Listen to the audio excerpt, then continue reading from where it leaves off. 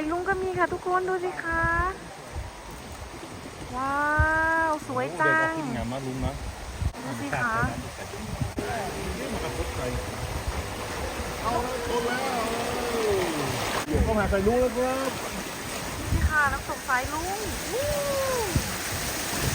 สวยมากทุกคนสวยมากวู้วู้ตกสายลุงนี่ค่ะเป็นจุดไฮไลท์จุดหนึ่งของที่นี่ค่ะ